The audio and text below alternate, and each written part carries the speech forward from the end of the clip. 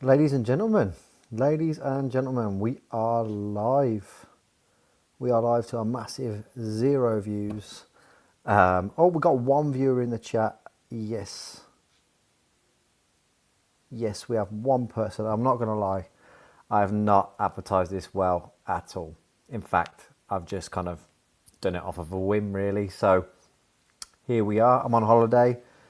Finally got a few minutes to myself. I thought we would catch up with everything Aston Villa, starting off with my first ever live, getting spanked by Brighton 4-0, which is never ever probably a good starting point, but cheers, we're grabbing that beer, grabbing ourselves a brew, and we're cracking on with it.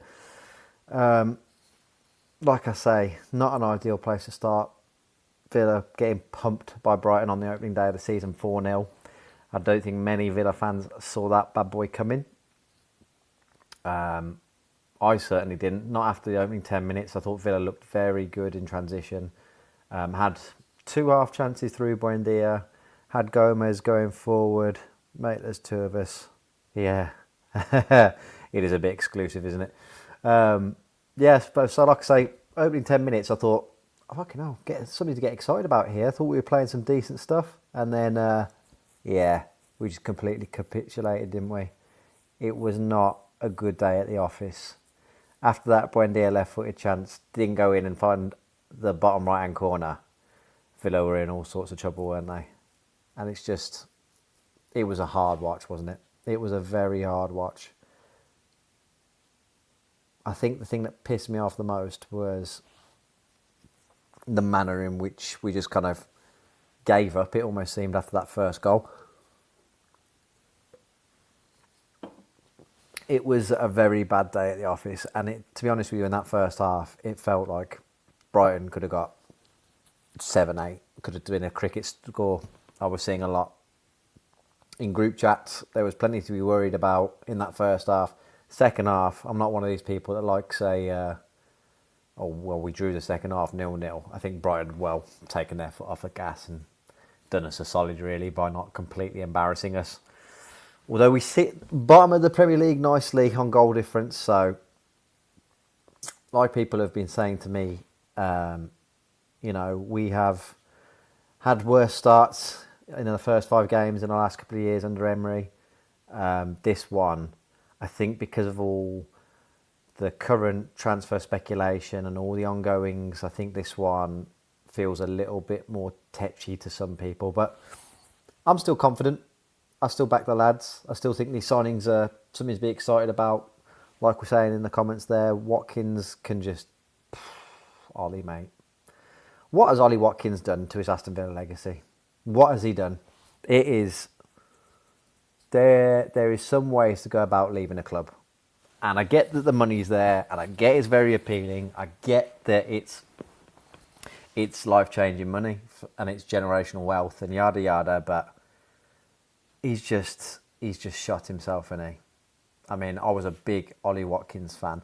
Not a massive fan, but I was never like a Wally Flopkins level of hater. I used to get frustrated and pissed off that he'd miss easy tap-ins and then score some belters. Don't get me wrong, I think most people did. You'd hear often in the whole end people saying, he's not good enough. And then he'd score, and then you turn around and look at the same person, they'd stand by their stance going, you know what, I still don't think he's good enough. But he did contribute massively to our club, especially under Unai Emery, the bloke that's backed him when people were calling for him to be dropped. Emery stuck with him. There's only a few players that Emery has really stuck by, him and Morgan Rogers, I feel. And how to repay the guy that's made you who you are by just not even turning up to training, I think shocking. Absolutely shocking. He's got to go, isn't he? He's got to go. I'm not sure what the latest on the movements are on Ollie Watkins. I am on holiday, guys, so apologies for the lighting quality and not the usual setup. So I haven't been able to fully keep up to tabs with which I'd like to with transfer news. But it does seem like Watkins is on his way to Al Hilal, and it's one of them ones, isn't it? The sooner it gets done, the better, mate. I think. For all parties concerned, really. I've seen that Villa have gone in for Jackson today, which, I don't know. it kind of excites me. I think Jackson could very well be Ollie Watkins 2.0, but with a little bit more ball control. I wouldn't really say more of an eye for goal. I think he's very similar in his chances. And I think he brings similar qualities to the team. He just seems a bit more fierce, Jackson. He looks more up for it than Watkins does. Watkins only ever seemed motivated to me when he's got a point to prove, whereas Jackson just seems like he's got that bit between his teeth. He's a bit of a hothead, which is a bit of a concern. I don't think he's got the best disciplinary record. But I am looking forward to seeing Nicholas Jackson in claret and blue, hopefully. I think I'd rather have Jackson up front than Mateta. Just simply because of the age profile. And I think Mateta suits Crystal Palace down to a T. That's why he performs so well. I think if he was to move to a club like Villa, he might not get the same results. We might not be seeing him booting down the corner flag to the Wenger boys, unfortunately, at Villa Park. But yeah, that's my thoughts on the striking situation. Mate, I'm just down in Devon visiting some family. Tenerife sounds absolutely delightful, especially as the weather is getting absolutely crap here, isn't it? I mean, I've come down to Devon to take my kids to the beach and it is raining, so that won't be happening. But yeah, I've also been reading today that Villa have been linked with Rafael Leao from AC Milan. Not going to lie, Football Manager legend, always used to sign him. But having watched him in recent years, and I've watched him, I wouldn't say I've watched more than 20 games of his, but I've watched enough to know that when he's on it, he is absolutely on it, Rafael Leao. He is a talent. I almost said a world-class talent then. I think he has potential to be a world-class talent, but his attitude can be questionable. I think, like I said in a group chat to a load of Villa fans earlier, if if Rafael Leao is up for it, you're in for a great game. If he's not looking promising in the first 10 minutes, you might as well have Leon Bailey on the pitch. That is how ineffective he can be sometimes. It's just, I'm not sure if it's an attitude problem or if it's just, I don't know. I wouldn't say I think he thinks he's too good for the club, because obviously he plays for a big club in AC Milan, but some games you look at him and you just think, nah, there's no point in you being here, mate. And I don't think Emery will put up with that. So I'm not sure if that's just a bit of lazy journalism, really. I know that Mendes is his agent. He loves to use Villa, loves to use our name to get his players moves to elsewhere to try and speed up transfers and generate more interest. So I do hope it's a genuine link. I think he could be very exciting. And let's be honest, even if we do sign him and he isn't as productive as we'd like him to be, he's got to be better than what we've had on the right wing for the last 2 seasons, hasn't he? Because, let's face it, we've played the last 2 seasons without a right winger.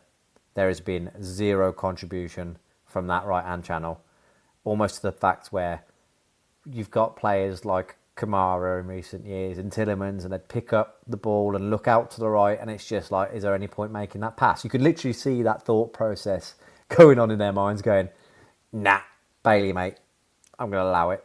And the lack of confidence that lad has had in the last few seasons, you might as well not pass him the ball, because all he's going to do is cut back on his left and probably pass it back to Cash. So it is a problem position for us. Oh, nice. We got somebody joining us from California. Welcome, mate. I wonder what time it is there. I'm not too good with my world clock knowledge. All I know is that Western Australia is 7 hours ahead of me. So, yeah, I'm not sure if you catch the latest YouTube video, the latest away kit review, but myself, my missus and my kids, we're immigrating out there. So these streams and videos are going to be a bit either me looking very tired, lots of coffee, or they're going to be delayed a touch, guys. So please bear with me whilst that's happening. Also, just like to give a quick thank you to everybody for their continued support. This channel is very, very new, and it is absolutely flying. Something I didn't actually expect. I didn't expect to be sat here doing Instagram and YouTube lives and YouTube videos quite to the level that we're churning them out. So yeah, just wanted to say a quick thank you, guys. It is very much appreciated. Even if there's only 3 of us in here, I'm loving it. That's 3 more people I actually thought I would probably get. So just sitting here on my holiday, having a beer, just trying not to talk about Brighton absolutely bumming Villa, but there we go. It was, like I said earlier, it was a tough watch, wasn't it? That first half, honestly, the first 30 minutes, it was one of those. Floodgates were open. I'm not sure how many we're going to concede here. I was sat there saying to my missus, and the manner of the goals as well. Oof, they were just painful to watch, weren't they? I mean, I don't think I've ever seen Villa concede such a worse goal on the opening day of the season than that first.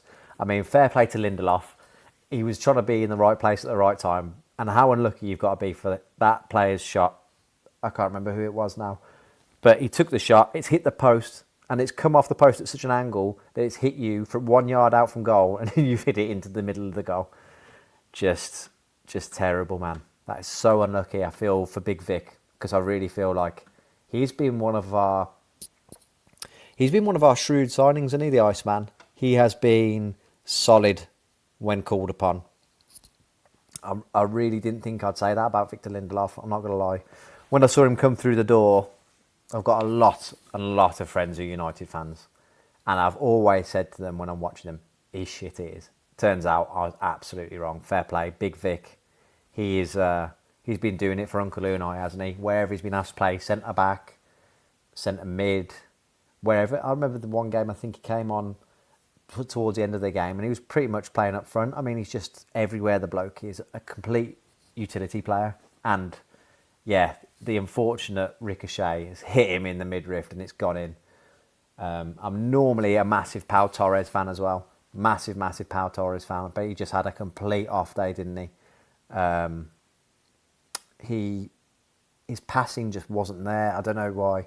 He looked knackered. He was doing what I'd call a Ross Barkley. Ross Barkley has this trait, and I'm not quite sure how he does it, but he looks absolutely knackered before the game's even kicked off. And I think after the Brighton first goal, the camera panned to Pau, and he just looked knackered.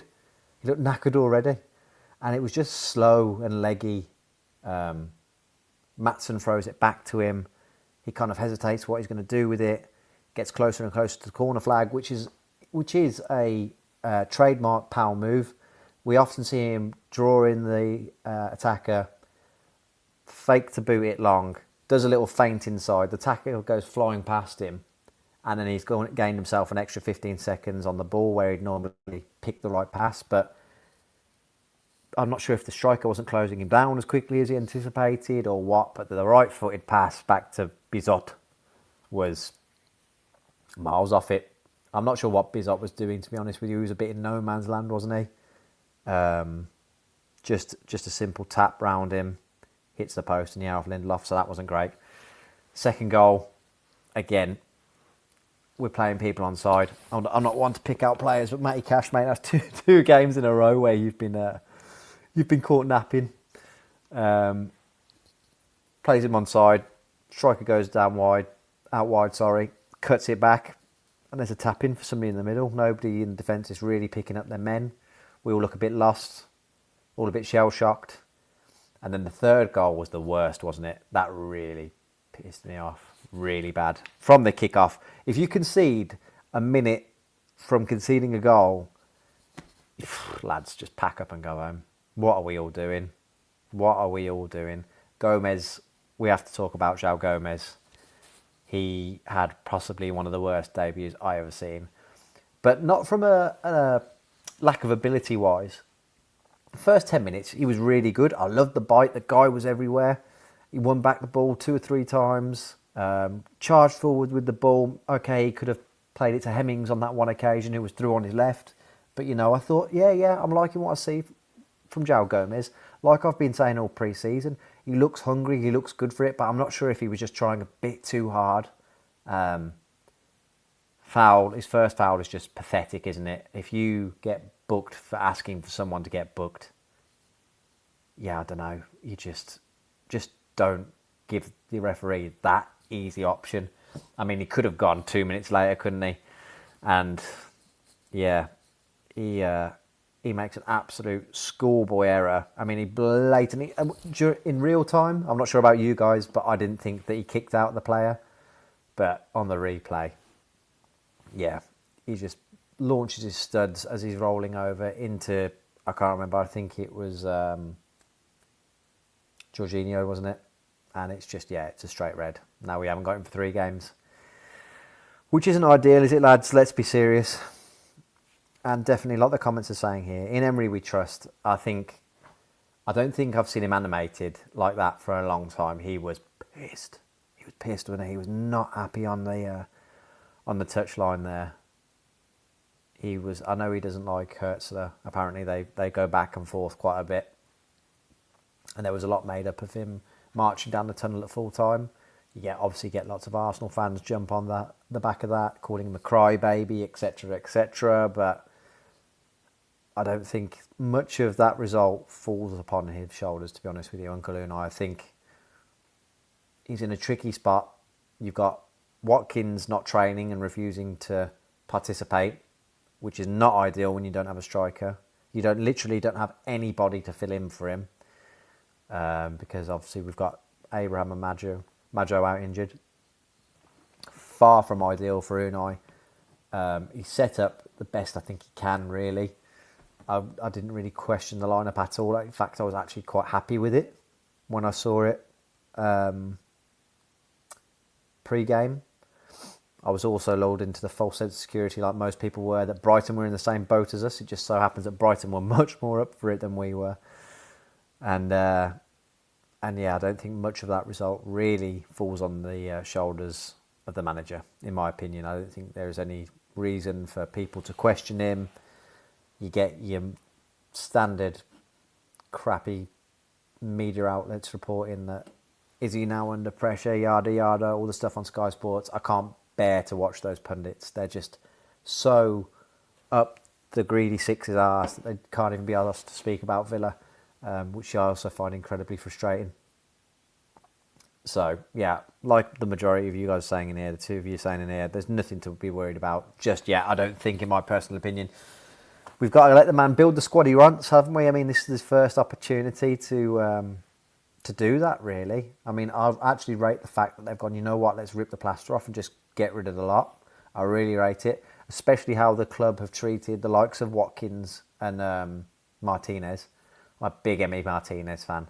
My missus, we have a signed shirt in a massive frame dedicated to Emery Martinez. He is by far her most favourite footballer she's ever been interested in, and he's just acted like a lemon, hasn't he, the last couple of seasons. And yeah, I rate the fact that Villa have called his bluff this time. Last season he messed us around with Man United, didn't he? Him and his agent. He was literally sat waiting in the canteen, waiting to get the call to go to Manchester to do his medical, which never came. Made himself look like a tit. Fair play to him that season. He still performed incredibly well. Endeared himself back to the fans. Won himself a European trophy. And then he's at it again, him and his agent, trying to get a move to Juventus. Banked hard on it. And it's fallen through again. And now, rather than the club sitting there going, you know what, Emmy, we'll welcome you back with open arms, they've gone, you know what, mate, we can't play this game with you anymore. We're signing your replacement. You go and find a new club. The only slight concern I have on that is how are Aston Villa going to afford paying his wages if they can't ship him on and having him as your number 2? I just can't see that happening. And then what do? You've got a world-class goalkeeper. Let's not beat around the bush. Emery Martinez is still very much in the top 5 goalkeepers in the world. I think he showed that in the World Cup with his performances, especially in that final. He was colossal. Argentina were miles off it, but Emery Martinez kept them in it to the end. Single-handedly, like 11 saves, I think it was, which was a World Cup final record. Unbelievable. And now he's going to sit on the Villa bench, apparently. I can't see it. Yeah. Like you say, Duncan, mate, Watkins is a disgrace. He doesn't like the... he moans about the competition, apparently, all the time. Does not like it. So Emery, again, says, look, I'll get rid of them all. You're my main guy. Makes it very clear that you're my guy. Stuck by him through thick and thin. And then this is how he repays him, man. It's just shocking. I don't think there's a way which he can stay at the club. I've read today that he went into training and has apologised to his teammates. sorry, mate, it's too little too late, isn't it? It's too little too late.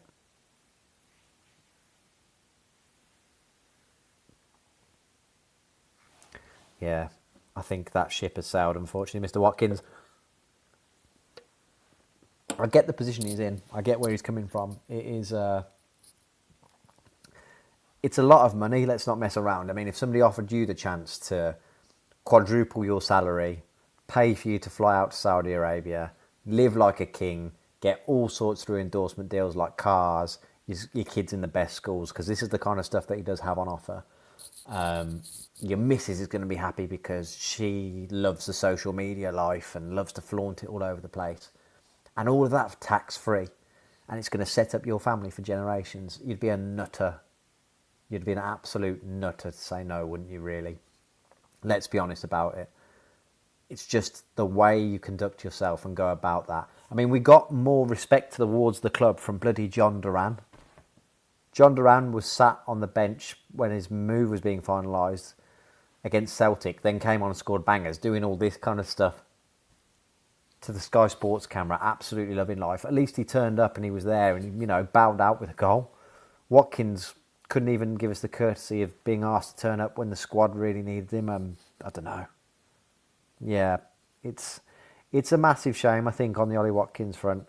I think not many people... I didn't have him down for that kind of guy.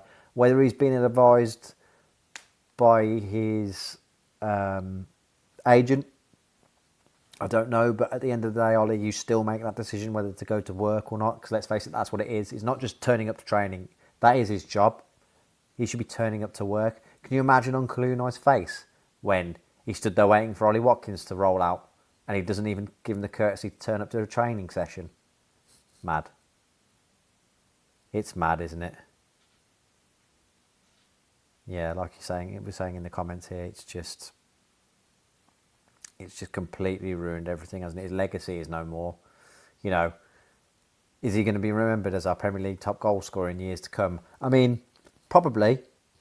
Maybe, let's say, 2 generations' time, if he's still the top goal scorer, they'll still speak about him as, in quizzes, etc., who was Aston Villa's leading time Premier League goal scorer, and it's going to be Ollie Watkins. But to a certain generation, he's going to be remembered as a bit of a snake, such as people jumping on his social media. I mean, I don't agree with it myself, but, I mean, his recent Instagram post has just got snake comments underneath it, hasn't it? And it's not ideal. Ollie, you've really kind of let yourself down with a large part of our fan base that really stuck by you through the crap times, really. Good evening, Ange. Welcome. I mean, this isn't going particularly well tonight, to be honest with you. We've had 3 or 4 viewers constantly in. It is what it is. We didn't really plan this. It was kind of like I say, I've been on holiday, jumped on, wanted to chat about Villa a bit, so... Here we are, guys. Let me know your thoughts on how we're going to be looking in 5 games' time, guys. I'm really interested.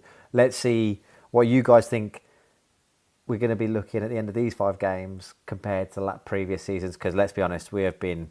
I remember during the PSG Super Cup build-up and everybody was saying, oh, PSG are notoriously slow starters. And I was sat there thinking, you know what, recent years, so are we. But... we gave them a good go, didn't we? I was kind of expecting a similar levels versus Brighton, but we just...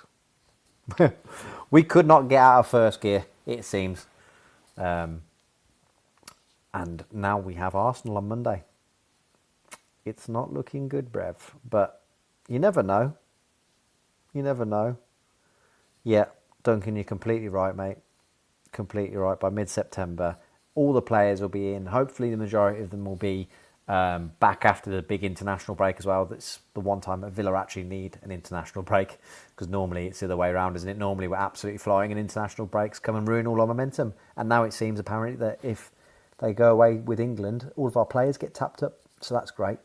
But yeah, we could do with that international break. Grind through these next 5 games. And yeah, get players back fit. Get the players that are fit and are new to the squad training right now, more used to Emery's systems and tactics, and I think we'll be absolutely fine. Guys. Yeah, 100%, Ange, 100%. I completely agree with that one. We've just got to be patient. We've got to give Unai Emery his time, haven't we? I mean, if one man deserves time, it's Uncle Unai, isn't it? He's been the best manager I've seen down Villa Park by a country mile, by an absolute country mile. The geezer's given us so much hope and so much reason to believe in his team that who are we to sit here and say Emery out, which is mental, isn't it? I mean, Twitter and X is a horrible place. I mean, I've not advertised my podcast on there at all for that reason. But to see some comments of people actually genuinely calling for Emery out and genuinely being concerned, I think you're all a bit mad, really. If you're one of those people. I like to think people that we have in the chat, we aren't, guys. But, yeah, the guy really does deserve our time and patience. He hasn't let us down, I don't feel, at any point. At any point.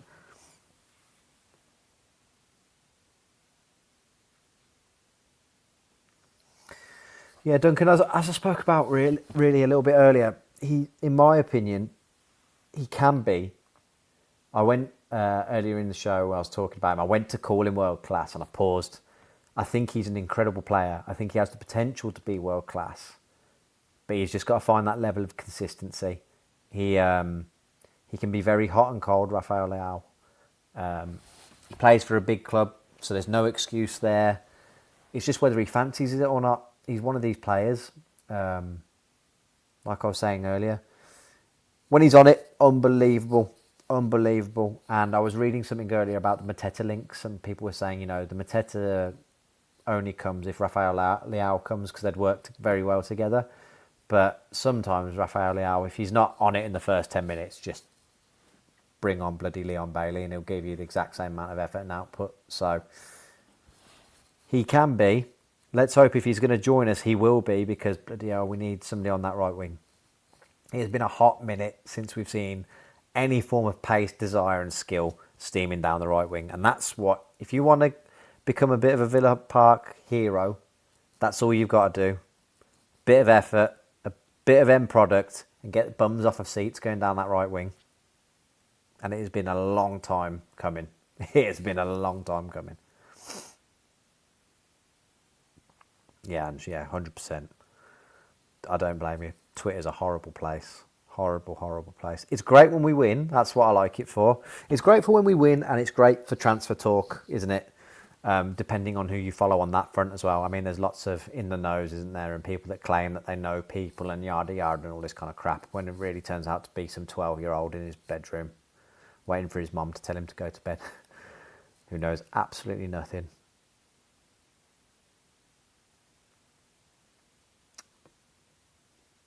But yeah, guys, what other links have you been seeing that excites you? I mean, the big ones today, it looks like we're going to get Nicholas Jackson through the door, hopefully.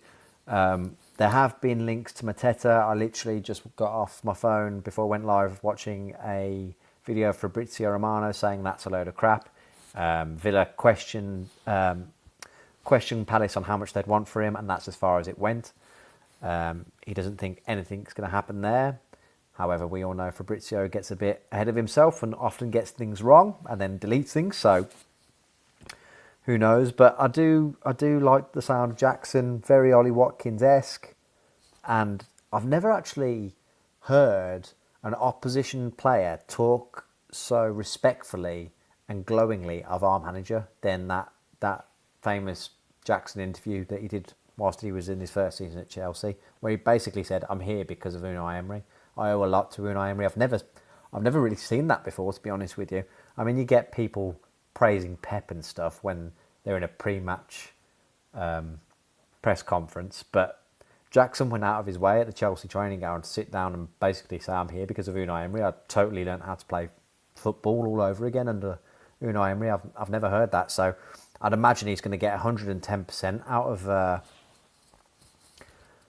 Jackson, Uncle Unai, and I'm excited for it. I don't understand these people as well that downplay things. I mean, you see compilations of people making misses of easy chances that Jackson's had and not scored, and I'm sat there thinking, well, you could do that for Ollie, couldn't you? You could probably make that kind of compilation once every 3 games. We all know that Watkins loves to score a worldie and miss a sitter.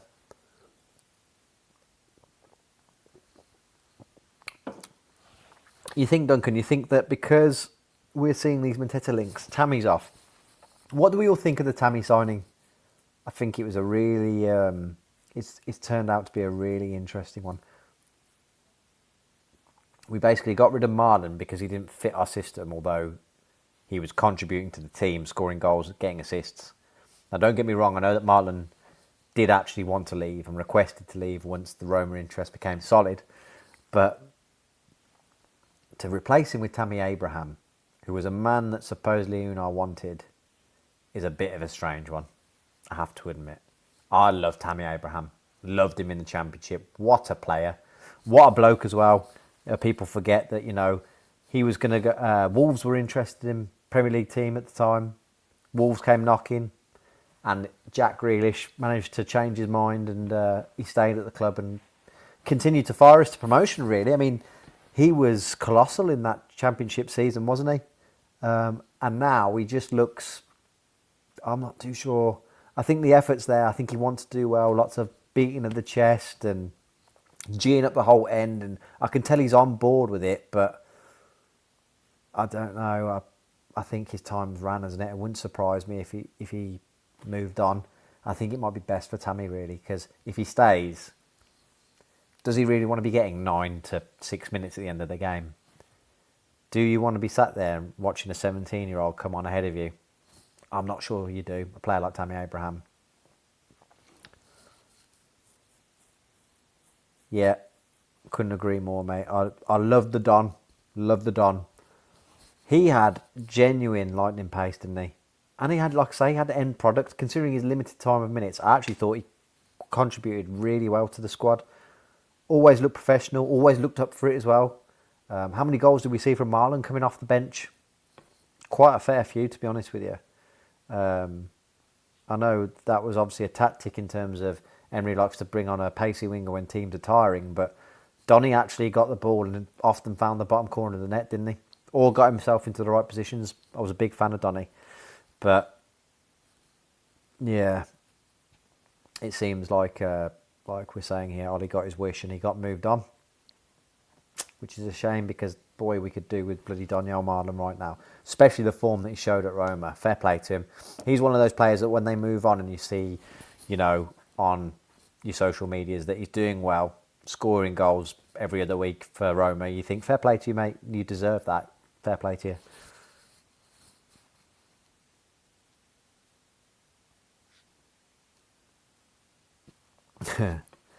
He was, mate. Ollie Watkins... family doing him no favours, or extended family and posting pictures of him at a barbecue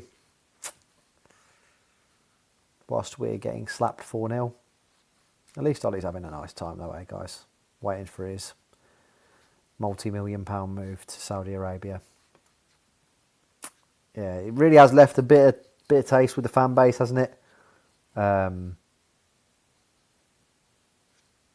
It really has. It's such a shame. Such a shame. He genuinely seemed like a nice guy, didn't he, as well, Ollie? Like, that's the other thing. It seems so uncharacteristic of him to behave in this manner. It's just, yeah, it's sad, really. But yeah, guys, I mean, I think that will almost do us. Like I say, sorry, I missed out the where have we gone in the comments. This Ordonez guy looks close as well, the Colombian from Bruges. Looks exciting. I do actually remember him in the Champions League fixtures and thinking their centre-back's pretty solid. I don't remember him being colossal. I don't want to be one of these people that's like, oh yeah, I remember him and he was class and yada yada. I just remember thinking he's a solid player, he is. And there seems to be quite a lot of hype around him. So, yeah, hopefully he can come in and step up to the standard. That's my only concern when we sign players from Bruges because, let's face it, before that we had Marvellous Nakamba and bloody Wesley. And although Marvellous Nakamba had a nice chant going in the away end sometimes, he blew very hot and cold, and Wesley, what could have been with Big Wes, had it not been for that knee injury. Excuse me, guys, beg my pardon.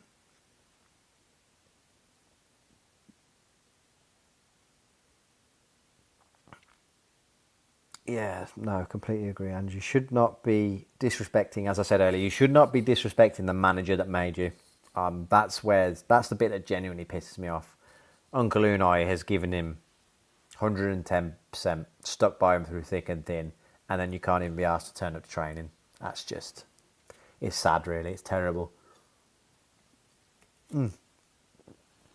Appreciate it, dude. Appreciate it. Enjoy your holiday, mate. Hopefully, the next few lives, guys, we can get a few more people in here. I'll actually advertise I'm doing it rather than just putting it on. and we'll get the comment section blowing up, and hopefully we'll have a lot more exciting things to talk about. I mean, we all know the Arsenal game's going to be tough, isn't it? They're going to be out for revenge. Ezri Konsa's going to line up against us. It's going to be a big ask, isn't it, to get anything. I know we're at home, but after that performance against Brighton, it's only natural there's going to be a few jitters around the place, aren't there? I mean, we're all going to be behind the lads, but there's going to be a few groans and if things don't go our way in the first 5 minutes, aren't they? So hopefully everybody stays with us. Normally the Holt and the rest of the stadium is up for it, and we continue to push the lads. I mean, it's going to be a bit weird as well, just the three stands, isn't it? I don't think it will make a massive difference to the atmosphere, to be honest with you. Be interesting to see how the away fans are now heard, considering they're being relocated. But yeah, it's going to be a tough ask. I think, in all honesty, I'd really take a point right now. Get a point on the board. Go see what we can do against Hull. Which we shouldn't all just be bagging points for that one, because I mean, look what they did to United. They were bang up for it. I've never seen Ollie McBurney have such a good game. Ollie bloody McBurney turned into prime Ronaldinho. He was dancing round players. Ball control was excellent. His range of passing was spot on. Ollie McBurney, mate. Wow. No, thank you for joining, Ange. It's an absolute pleasure, and thank you for the lovely comments. It's going to be tough, isn't it? It's going to be tough watching Ezri. We all know he's going to start. We all know that Ezri Konsa is going to start at Villa Park, make his debut. It's just written, isn't it? I just hope it's one of these stories where we spank him and we get to rub it in his face a little. That'd be nice, wouldn't it? But it's all set up for Konsa returns with Arsenal and gets the win over his old club, I think. Yeah, this, Ange, I was talking about on the on Luke Robinson's podcast, not his UTV. He started up his Villain Side channel. I've jumped on that pod quite a few times, and we were discussing one of the this is one of our topics. I'm not sure if they're going to put like a little banner over it. Surely they won't leave it open. I know Wrexham put some kind of montage up, didn't they? And I think Arsenal have in the past. I'm not sure if that's a bit corny, but something needs to be done. You can't just leave it open, because it will just take up all the the atmosphere, won't it? Because it won't bounce back. It will just be absorbed by the emptiness of the stand, and it'll be terrible. Oh, and this, ladies and gentlemen, is what I think we should be finishing on. Duncan, thank you for the update. That makes me very happy. Very happy. I've had some weird Blues fans in my comments recently, so that makes me happy. But yeah, guys, 40 minutes, quick little chit chat. Thank you very much for joining me. I appreciate all the support, guys. Like I say, hopefully the next live will be a bit more lively. Get it advertised, get more people involved, get the comment section going, and continue to build this little community that we've got going on the channel. Like I say, we're new, very new. Actually underestimated how well the channel was going to do. So thank you for all your likes, comments and support. If you could drop a like on the video, it'd be much appreciated. And guys, all that's left to say, up the Villa, have a good evening, and we'll see you ahead of Arsenal. Up the Villa, take care everybody.